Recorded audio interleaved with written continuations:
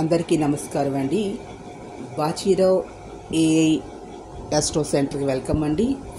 ఈరోజు వీడియోలో వార ఫలాల్లో తులా వృశ్చిక రాశి వారి రాశి ఫలాలు.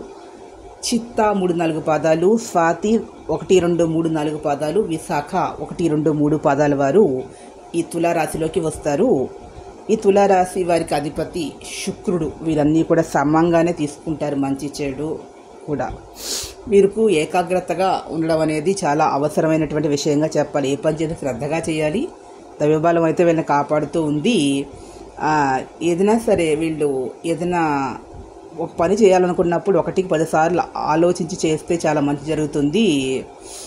11వ స్థానంలో ఉన్నటువంటి శుక్రయోగం వల్ల ఆదాయం అయితే పెరిగే అవకాశాలు అయితే ఉన్నాయి. కానీ ఆటంకాలు ఎదురవుతాయి కాబట్టి ఆటంకాల నుంచి ఎదుర్కోవాలంటే ఏకాగ్రత అనేది అవసరంగా చెప్పాల్సిన సూచన. సహనంగా వీరు ఉండాలి. సుబ్రహ్మణ్యేశ్వర స్వామిని ఆరాధన చేసినట్టే మంచి జరుగుతుంది. దేవీ నవరాత్రులు వీళ్ళు స్కందమాతని పూజ చేసినట్లయితే మంచి జరుగుతుంది.